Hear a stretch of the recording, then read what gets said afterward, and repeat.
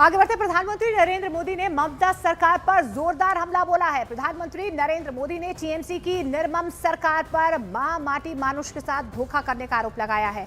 उन्होंने ये भी कहा है कि बंगाल में अगर बीजेपी की सरकार बन जाती है तो वो टीएमसी की सिंडिकेट वाली सरकार से मुक्ति दिलाएगी। इतना ही नहीं, प्रधानमंत्री नरेंद्र मोदी ने ममता दीदी पर गुंडों को बचाने का भी आरोप लगाया कि टीएमसी ने मां माटी और मानुष हर किसी को धोखा दिया है।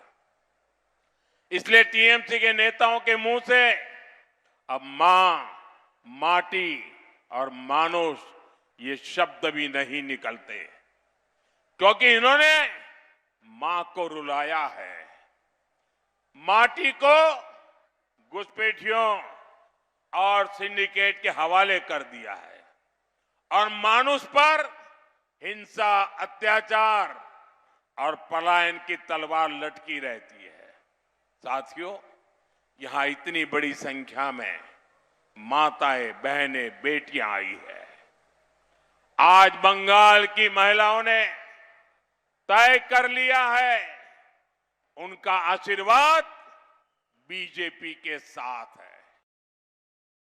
ये सिंडिकेट किसानों से 2-3 रुपये किलो आलू लेता है और फिर 25-30 रुपये किलो बेचता है। आलू किसान के सामने इन्होंने और कोई विकल्प नहीं छोड़ा है। साथियों, 4 मई के बाद यहां बीजेपी का सीएम शपथ लेगा, वहां टीएमसी के सिंडिकेट का सफाया शुरू होगा। आप यहां बीजेपी का सीएम बनाइए, फिर पीएम और सीएम मिलकर हुगली को इंडस्ट्रियल हब के रूप में विकसित करेंगे। मैं अपने मछुआरे साथियों से भी कहूंगा, बीजेपी सरकार मछली उत्पादन को बल देगी। पीएम मत्स्य संपदा का लाभ हर परिवार को यहां मिलेगा। साथियों, 29 अप्रैल को आपका एक वोट बीजेपी की विजय को और प्रचंड विजय बनाएगा। और पश्चिम बंगाल चुनाव में वादों की राजनीति तेज हो गई है। केंद्रीय गृह मंत्री अमित शाह ने राणाघाट की सभा में मुस्लिम सुरक्षा और महिला सुरक्षा और कानून व्यवस्था को बड़ा मुद्दा बताते हुए कहा कि 5 मई के बाद हालात बदल जाएंगे। उन्होंने दावा किया कि रात 2 बजे भी बेटियां सुरक्षित घर लौट सकेंगी और अपराधियों पर सख्त कार्रवाई होगी। अमित शाह ने समान नागरिक संहिता लागू करने की बात दोहराते हुए 5 शादियां बंद करने का भी वादा किया। मैं कहकर जाता हूं, राणाघाट उत्तर दक्षिण दोनों जिता दो। 5 तारीख के बाद रात को 2 बजे भी छोटी सी बच्ची स्कूटी लेकर निकलेगी, कोई गुंडा उसको छू नहीं। पूरे देश भर में जहां जहां भारतीय जनता पार्टी की सरकारें हैं, वहां पर हमने कर दिखाया। और बंगाल के सियासी रण में इस बार ग्लैमर का तड़का साफ तौर पर नजर आ रहा है। फिल्मी सितारे अब चुनावी मंच पर उतरकर वोटरों को लुभाने में जुटे हुए हैं। कोई गाकर हमला कर रहा है, कोई रैली में भीड़ खींच रहा है। सवाल यह है कि क्या स्टार पावर इस बार सत्ता की तस्वीर बदल पाएगा? दीदी को अब आराम का समय आ गया, अब बंगाली जागा है। बंगाल की जनता क्या बोल रही है, उससे दीदी को भी फर्क पड़ता है। बंगाल चुनाव में ग्लैमर का तड़का, फिल्मी हस्तियों से वोटरों को लुभाने की अपील। बॉलीवुड से टॉलीवुड तक सियासी रंग, स्टार पावर बनाम ग्राउंड पॉलिटिक्स।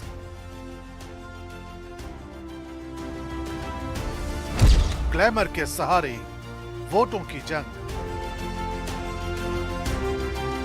बंगाल की जमीन पर स्टार पावर की धमक।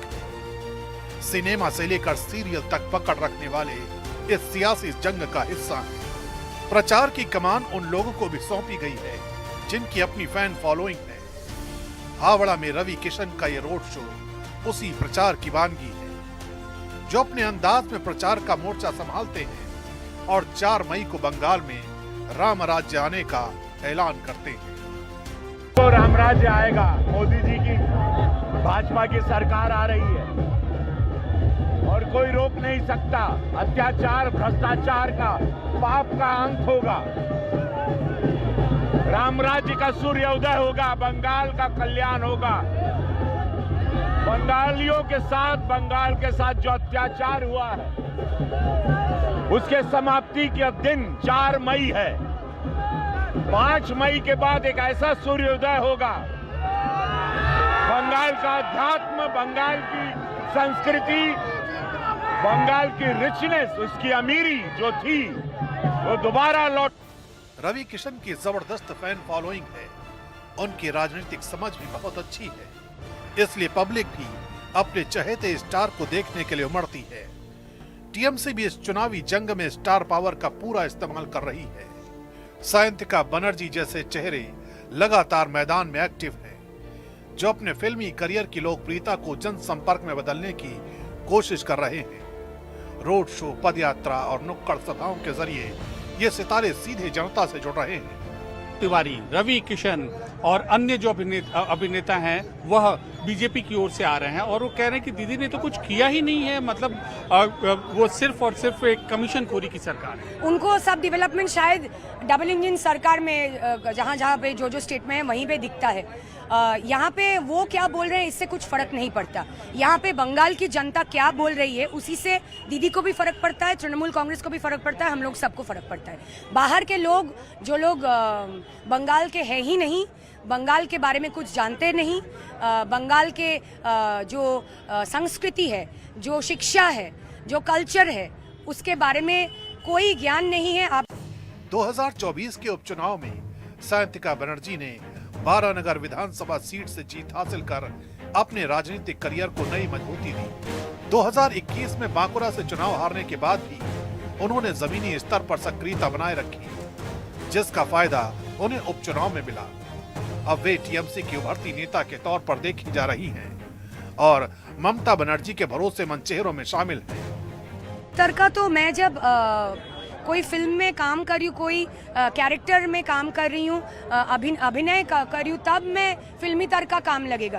पर यहाँ पे एक माने पब्लिक रिप्रेजेंटेटिव होने के लिए काम करना पड़ेगा, लोगों के लिए काम करना पड़ेगा, अपने असेंबली कॉन्स्टिट्यूंसी में डेवलपमेंट करना पड़ेगा। इसमें फिल्मी तड़का का कुछ काम नहीं आता है। मनोज तिवारी, रवि किशन और अन्य जो अभिनेता हैं वह बीजेपी की ओर से आ रहे हैं और वो कह रहे हैं कि दीदी ने तो कुछ किया ही नहीं है, मतलब वो सिर्फ और सिर्फ एक कमीशन खोरी की सरकार है। उनको सब डेवलपमेंट शायद डबल इंजन सरकार में जहाँ जहाँ पे जो स्टेट में है वहीं पे दिखता है। यहाँ पे वो क्या बोल रहे हैं इससे कुछ फर्क नहीं पड़ता। इसके अलावा मदन मित्रा जैसे नेता अपने अनोखे अंदाज, गाना और संवाद से माहौल बना रहे हैं। टीएमसी का फोकस है स्टार अपील के साथ भावनात्मक जुड़ाव बनाकर वोटरों तक अपनी बात पहुंचाना और चुनावी मैदान में बढ़त हासिल करना।